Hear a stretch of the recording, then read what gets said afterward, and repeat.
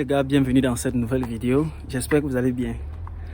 Ensemble on affronte cette colline-ci. Là je suis en train de rentrer à la maison après une très longue journée de fatigue.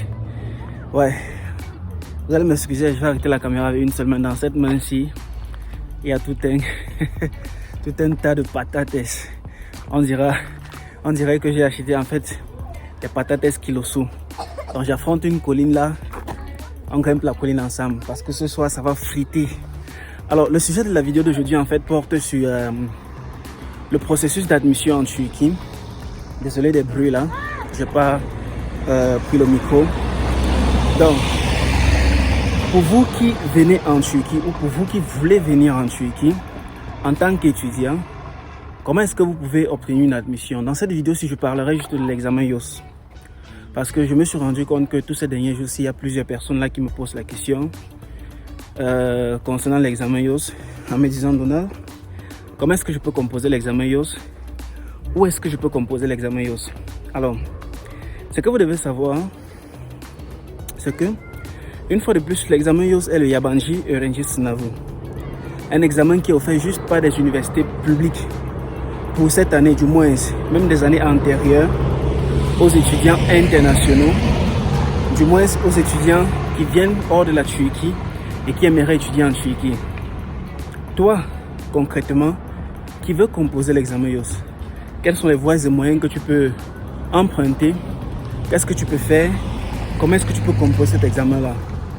Alors, la première étape est de se rendre dans le site web de l'université en question, votre université de choix. Concrètement, qu'est-ce que je veux dire? Si par exemple, toi, étudiant lambda toujours, tu choisis peut-être une université comme l'université d'Istanbul et tu veux composer le IOS de l'université d'Istanbul. Alors, qu'est-ce que tu fais? Tu te rends dans le site de l'université en question, tu vérifies les informations concernant... Ça. Tu vérifies, je salue juste les petites filles là, tu vérifies les informations concernant l'examen IOS de l'université d'Istanbul, les conditions d'admissibilité, les critères pour chaque filière.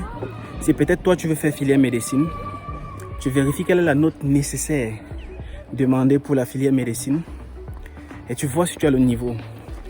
Après cela, tu regardes les différents documents qui sont demandés pour pouvoir s'inscrire à l'examen IOS.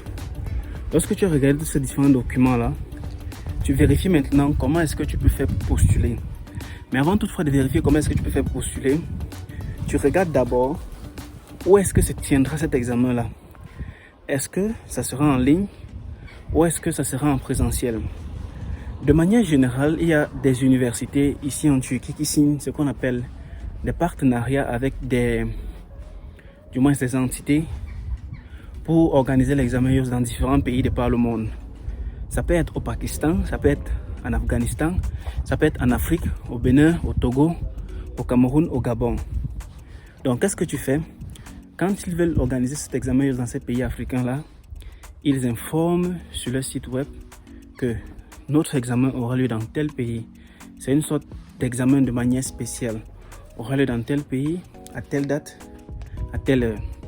Qu'est-ce que tu fais? Tu cherches maintenant les informations, comment faire pour entrer en contact avec les partenaires de cette université qui organise l'examen IOS dans ton pays. Et lorsque tu es en contact avec eux, tu t'inscris facilement pour pouvoir participer à l'examen IOS qui sera organisé dans ton pays. Alors, je suis arrivé chez moi, c'est l'entrée là juste devant. Alors, après avoir eu cette information-là, tu te prépares maintenant pour l'examen IOS et tu t'inscris auprès des partenaires à cette université-là parce que s'ils organisent l'examen IOS dans ton pays, et que tu passes par un partenaire, ça veut dire que forcément tu dois t'inscrire auprès de ces partenaires-là pour pouvoir composer l'examen. Maintenant, tu seras obligé de respecter les conditions de ces partenaires-là. Si par exemple, l'examen IOS pour ton université choisie, qui est celle d'Istanbul, coûte environ, disons, $300 ou $200, et que le partenaire décide de mettre cela à $250, tu seras obligé de payer parce que tu veux composer cela dans ton pays, parce que tu ne peux pas te déplacer en fait pour la Turquie pour composer cet examen-là. Maintenant, supposons que tu as cette chance-là de choisir une université qui offre un examen IOS en ligne, parce qu'il y en a plusieurs universités ici en Turquie, publiques bien sûr, qui offrent l'examen IOS en ligne. qu'est-ce que tu fais? Tu t'inscris par le site web de l'université, tu fais le paiement, le jour de l'évaluation, tu te places devant ta machine, de préférence pas avec un téléphone, un ordinateur de préférence, et tu composes l'examen. Et après, les résultats sont informés. C'est sur la même plateforme que tu viendras récupérer tes résultats. Et après, tu seras redirigé pour la demande d'admission. Les amis, ce qu'il faut noter dans cette vidéo aussi, c'est que l'examen IOS en fait ne donne pas droit à une admission directe dans une université.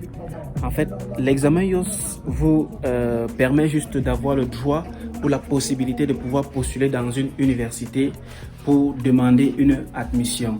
Donc, lorsque vous avez fini de composer l'examen IOS, maintenant vous construisez le dossier pour la demande d'admission dans l'université en question. Lorsque le dossier est construit, si vous vérifiez bien sûr les conditions de l'université, c'est-à-dire les conditions de la filière, les conditions de notes requises au baccalauréat, alors vous avez facilement votre admission dans cette université-là.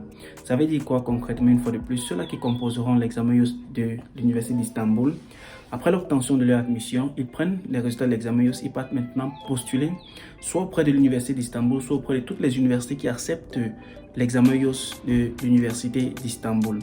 Après cela, vous avez droit à votre admission dans une université publique.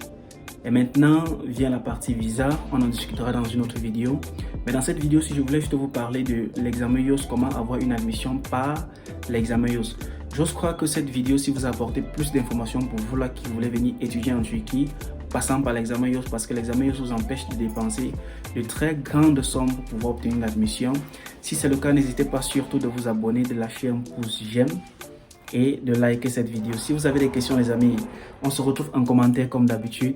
Sur ce, portez-vous très bien, on se dit à la prochaine vidéo. Ciao.